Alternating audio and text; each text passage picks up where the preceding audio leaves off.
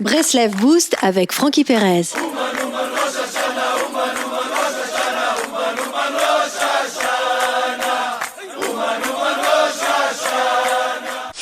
Lorsque tu vois une personne mal agir devant toi, à ton avis, qu'est-ce que Hachem, Dieu, attend de toi? Hachem a créé des tribunaux célestes. A-t-il besoin de toi pour la juger toi aussi dans ton cœur? Hachem attend ta prière. Il veut de toi que tu pries pour cette personne afin que le tribunal céleste lui envoie les forces pour se repentir. Et c'est précisément pour cette raison qu'Hachem a conduit tes yeux sur cet individu, pour que tu atténues tout jugement négatif venant du tribunal céleste. Sais-tu pourquoi les eaux du déluge sont appelées les eaux de Noah? S'agit-il d'un parfum, eau de Noah, le parfum des justes?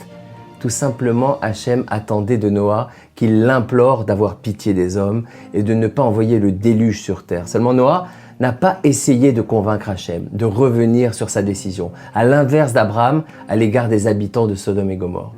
En nommant les eaux du déluge du nom de Noah, on doit comprendre qu'il endosse une responsabilité vis-à-vis de cette destruction.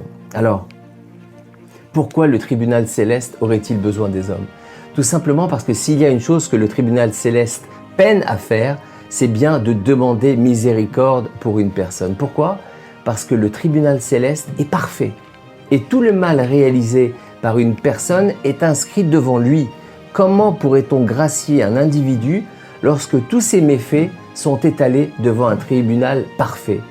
Notons également que ce tribunal n'est pas composé d'hommes pouvant implorer la miséricorde dans un élan d'empathie. Alors quand bien même ce tribunal voudrait sauver une personne, sa tendance sera d'appliquer la justice stricte, sèche, dangereuse. Or nous sommes en mesure de demander la miséricorde pour une personne. Non seulement nous en sommes capables, mais il en est de notre responsabilité d'agir ainsi. Nous sommes les meilleurs avocats du peuple d'Israël. Il est enseigné que le tribunal céleste se conforme au jugement du tribunal terrestre. Par exemple, lorsqu'un couple se marie devant des témoins, le tribunal céleste en prend note pour ainsi dire, et le mariage de ce couple fixe cette nouvelle réalité devant les cieux, dans les cieux. Lorsque nous implorons un jugement positif pour une personne, en dépit de sa mauvaise attitude, le tribunal divin est contraint de prendre en compte notre avis à son égard, car nous sommes les témoins terrestres de la situation, les envoyés sur place.